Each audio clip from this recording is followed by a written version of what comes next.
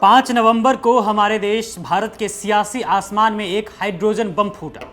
नेता विपक्ष राहुल गांधी ने देश के सामने एक ऐसा खुलासा किया जिसने मोदी सरकार और चुनाव आयोग पर गंभीर सवाल खड़े कर दिए। लेकिन इस खुलासे के बाद देश की जनता सच्चाई को पहले तौल पाती, उससे पहले ही मोदी सरकार और चुनाव आयोग को बचाने के लिए सरकार की गोद में बैठे गोदी एंकर और गोदी मीडिया वाले तुरंत एक्टिव हो गए। सवाल यह है कि क्या ये पत्रकार निष्पक्ष पत्रकारिता कर रहे थे या फिर अपने आका के लिए ढाल बन रहे थे। जिस तेजी से इन पत्रकारों ने राहुल गांधी के दावों को फेक और डिफ्यूज्ड घोषित करने की होड़ लगाई, उसने एक बार फिर साबित कर दिया कि सत्ता की लॉयल्टी देश के संविधान की जिम्मेदारी से बड़ी हो चुकी है इन लोगों के लिए। दोस्तों, राहुल गांधी ने 2024 के अंत में हुए हरियाणा विधानसभा चुनाव को लेकर 5 नवंबर 2025 को एक प्रेस कॉन्फ्रेंस में जो आरोप लगाए, वे सीधे सीधे देश की चुनावी प्रक्रिया की विश्वसनीयता पर चोट कर रहे थे। एक लोकतांत्रिक देश में विपक्ष के नेता द्वारा लगाए गए इतने गंभीर आरोपों की निष्पक्ष जांच और रिपोर्टिंग होनी चाहिए थी, लेकिन हमें इसका ठीक उलट देखने को मिला। सबसे पहले बात करते हैं गोदी मीडिया के सबसे विश्वसनीय एंकर सुधीर चौधरी की। डीडी न्यूज पर अपने शो में उन्होंने इस खुलासे को पूरी तरह से डिफ्यूज्ड यानी कि निष्क्रिय घोषित कर दिया। उनकी हेडलाइन थी 5 घंटे में राहुल का हाइड्रोजन बम डिफ्यूज्ड। एक और शो में उन्होंने कह दिया कि राहुल के खुलासे से जेनजी पर कोई असर नहीं पड़ेगा। दोस्तों, किसी भी जांच या आधिकारिक खंडन से पहले एक वरिष्ठ पत्रकार का इतनी तेजी से इस तरह का निष्कर्ष देना उनके पत्रकारिता धर्म पर बड़ा सवाल खड़ा करता है।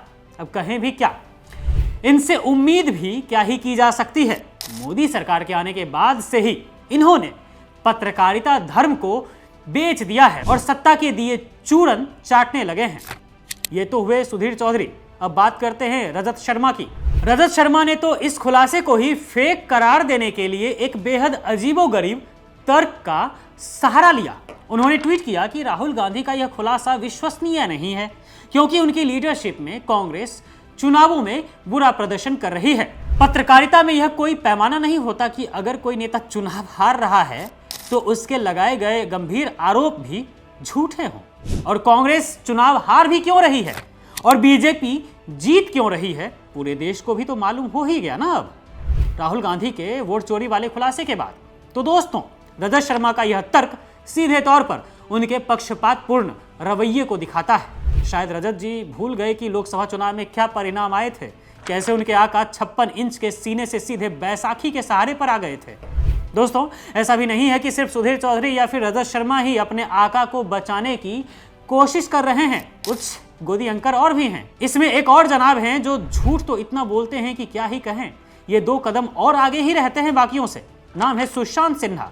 ये भी गोदी मीडिया के तेज तर्रार एंकर हैं। इन्होंने उसी ब्राजील के मॉडल की फोटो वाले मुद्दे पर राहुल गांधी को घेरना चाहा, लेकिन उनकी दलाली यहीं पता चल गई। वहीं न्यूज 18 इंडिया के अमीश देवगन, जी हाँ वही गुल्लू भैया, ने भी अपने शोज में मोदी सरकार, चुनाव आयोग और बीजेपी को खूब डिफेंड किया। उन्होंने बिना किसी संतुलन के सिर्फ सत्ता पक्ष की सफाई को जोर शोर से पेश किया। ये सारे शो साफ तौर पर बताते हैं कि कैसे कुछ पत्रकार देश की संस्थाओं पर उठ रहे सवालों का जवाब खोजने के बजाय उन सवालों को उठाने वालों को ही चुप कराने में जुटे हैं। दोस्तों, लोकतंत्र की जड़ें हिलाने वाले इस गंभीर मसले को जिस तरह से इन पत्रकारों ने सत्ता के बचाव में बदल कर पेश किया है, वह देश की बर्बादी का नहीं तो और क्या है।